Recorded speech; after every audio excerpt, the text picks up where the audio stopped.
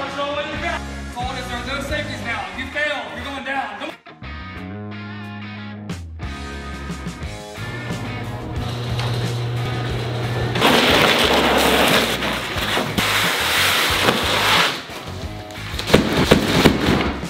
What's up, everybody? We have been on a wait list, or had been on a wait list for months for this thing. It just came off back order about a week ago. Placed the order on Thursday and we had it by Monday today.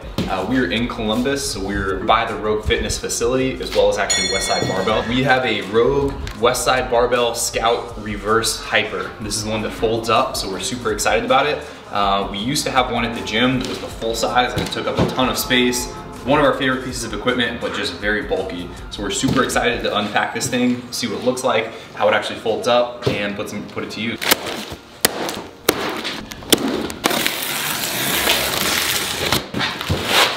So the box itself, dragging it in, was quite a bit lighter than I was expecting. I'm sure the mailman was probably happy about that as well. Hopefully that translates.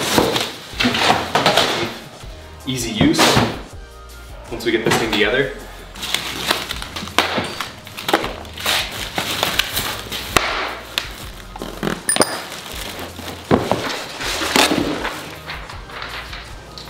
It's always a pleasant surprise when it doesn't come like a piece of IKEA furniture and you like take it out and there's 1,000 pieces. There's really an upper part, 2 legs that are individual, and then 1 set of legs that look like they're made together, and 1 little package of bolts that isn't too many. So it doesn't look like this should be too much of a chore putting together. We'll start getting this screwed together and we'll show you guys what it looks like. One of these sets of legs comes already bolted or welded together to where it's really just one. And I'm gonna slide that in here, assuming that that's the way it's supposed to go. I got 2 right stickers that look like they should match.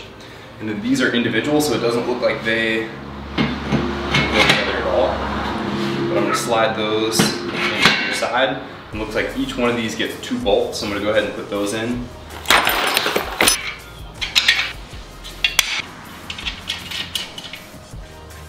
Why do you like the reverse hyper so much? This is one of our favorite tools, and we actually got to use it and really learn how to use it well down at Westside Barbell. Being from Columbus, we got hooked up with them and spent a couple years going down there regularly. And for me, I'm not the most natural deadlifter, and this is a really great way to improve your posterior strength, working your hamstring, as well as loading and deloading your back. So each leg's got 3 bolts, so it's 12 total. Outside of that, we've got a few pieces that we've got to put on, but I don't think there's much more than that. If you guys have seen it or not, Christy did a Road to the Games video, which was what, 2016? 2017. And we were actively going down to Westside Barbell, and we went with Heber and Martian at the time. I don't think they were buttery bros then.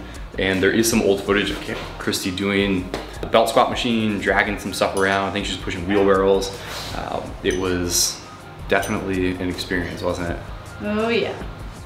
I'm just here supervising because, like Patrick mentioned, I have used this thing a lot and I don't really love it. Actually, I love it, but it can be really painful, especially when you're doing like 3 sets of 50 reps and you just want to keep going. It's like your back gets super pumped, but it's pumped in a good way because it's helping flush out all the tightness and all the compression and bringing new blood to the area, which is what we want so we can get stronger and heal those muscles.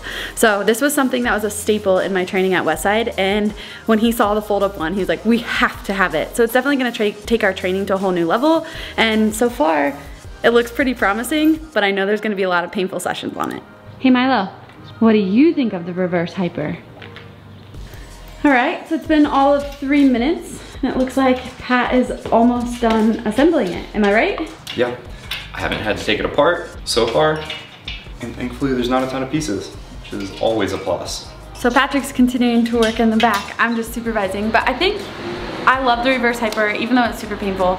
I like it because it's different and it allows you to train in a different way. So we do a lot of hinging and a lot of pulling from the ground, which can light up our lower backs. And this is just a way, like you said, to decompress that spine and bring fresh blood flow to that area. And then also strengthen your hamstrings and strengthen your glutes in a whole different way.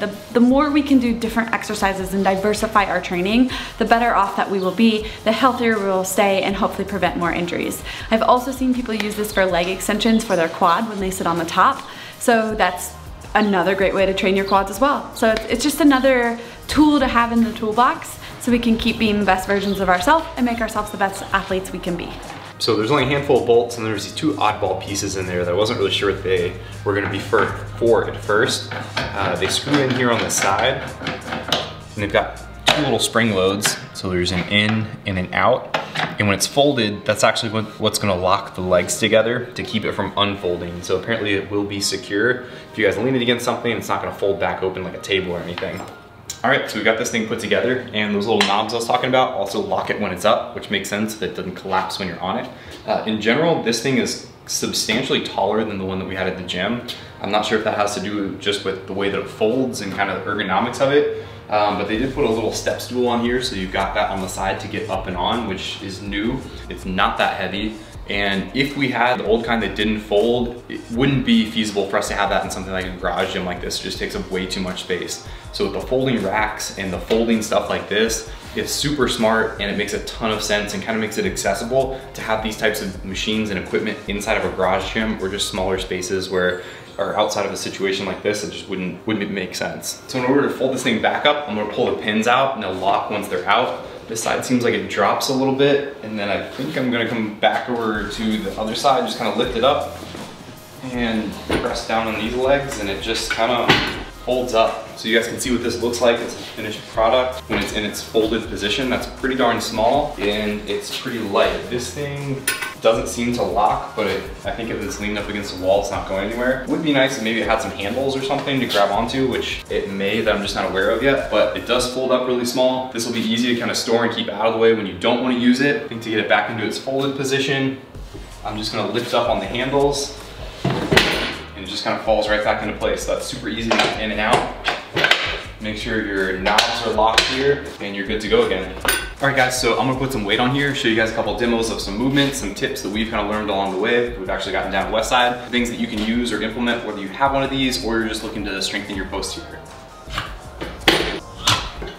What I think is gonna be the easiest way to get into this is to have one foot inside the loop, one foot on the peg. I'm gonna stand up and grab the handles on the other side, slide both my feet into the pegs. So from here, a couple things to think about. I wanna point my heels and also point my toes out. By doing that, it allows me to keep my posterior engaged and make sure that I'm not using my quads or any other muscle groups. A couple things to think about when using this. It's not about how high you're swinging the weights. We'll see people who get a great big swing going on, what you're using is momentum. This can be a very small range of motion if you're using it correctly to get a really good stimulus on your posterior. It's about slowing it down, letting it decompress on your back, then engaging your posterior and squeezing to go backwards.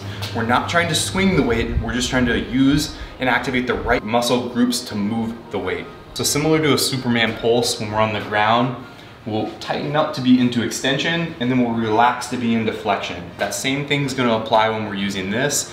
We're trying to decompress on the way down and compress on the way up, squeezing our posterior. So certainly not what this was designed for, but I'm gonna show you guys a couple of other exercises that you can use it for that are certainly effective, that aren't necessarily just your posterior. One's gonna be a quad extension. So I've got one foot in my loop here.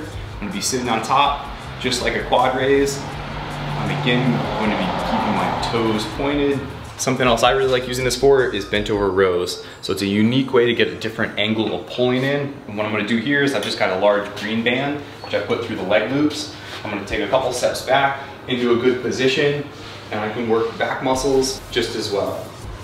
Hope this was helpful for you guys in making maybe a decision or just shining some light on something new. We're really excited to have this in our garage, and if you guys have any questions about it, drop them in the comments and I'll do my best to answer those. If you guys found value in this or you like these type of videos, leave us a like and a comment, and don't forget to subscribe. Hope you guys have a great day.